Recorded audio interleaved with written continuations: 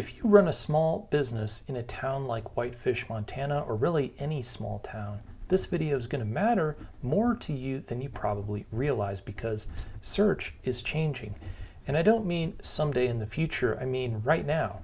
People aren't just typing into Google anymore, they're actually talking to their phones, they're asking ChatGPT, and they're using built-in AIs in Google, in Bing, and in other tools.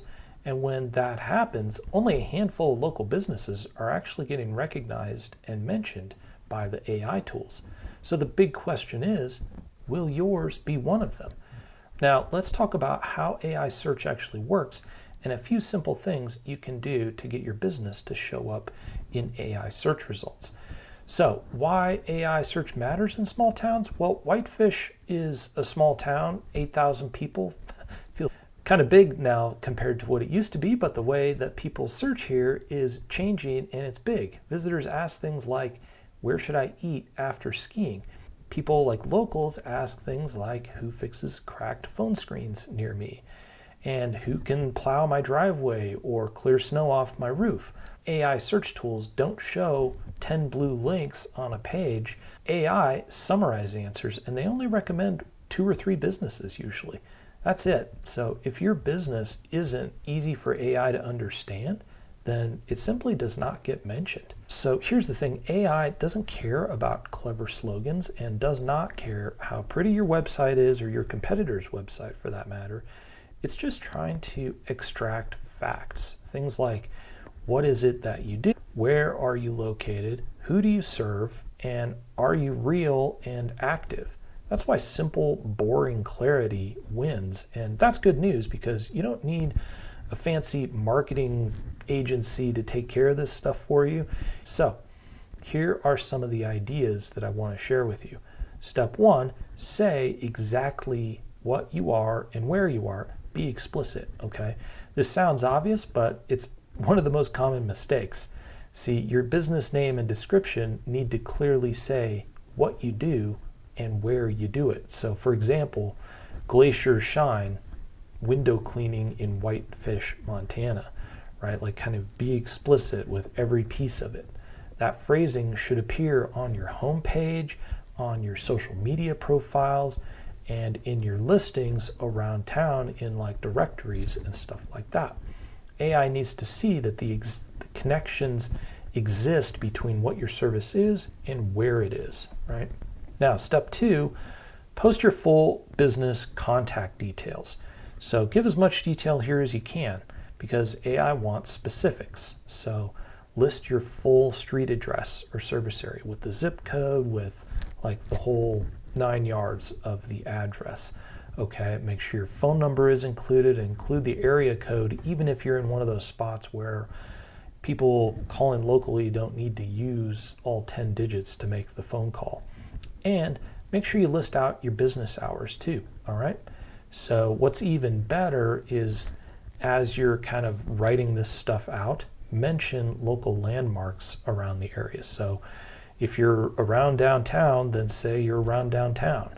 Whitefish, okay? If you're near Whitefish Lake, say that. If you're along 93, then say that.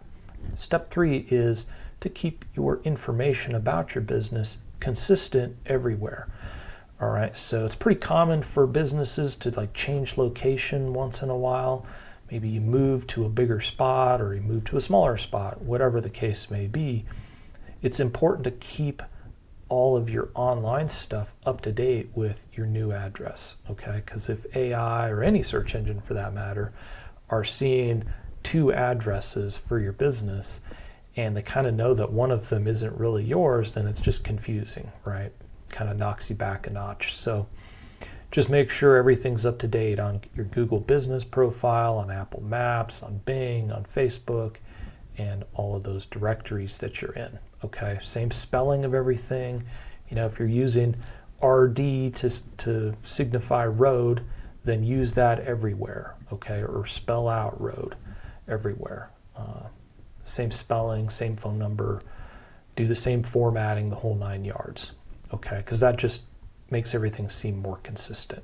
Step 4, list out your core services in really plain language. So, You don't have to overthink this, but saying that you're a plumber doesn't tell AI as much as saying that your business does water heater repairs and in-floor heat repairs and frozen pipe repairs. So breaking those things out is key to helping AI sort of answer when people ask for those specific things. So do the same thing no matter what kind of business you're in. Dog groomers, tax preparation, snow removal, whatever the case may be. Just be explicit. Create short sections or pages for each of those services too. Now this kind of may be more work than you want to do, but if you have a different page on your website for every service and every location, then that really can help with your search engine placement and your AI search engine placement.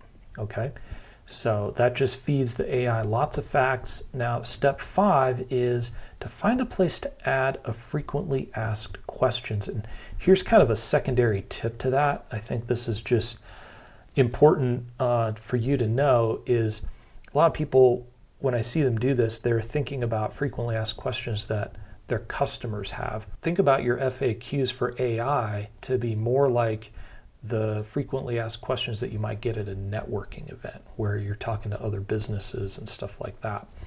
So they may have kind of a different set of questions, and those are going to be more relevant to what the AI search engines are looking for. They want to know things like, do you offer 24-hour services? Do you service nearby towns? And that sort of thing. Okay, so it doesn't have to be super long questions and answers. Keep them short, but just break things out. So here's the thing. I've talked about a lot of stuff. It sounds like a lot of changes to make to your website. And what if you don't want to touch your website, right? That gets expensive fast, and maybe it's hard to find people you can trust to do that stuff. And that's totally fair, right? A lot of small business owners are just like you, and they don't want to mess with their site. And maybe you don't even want AI to read your website. Maybe it's already blocked. That's a fair thing.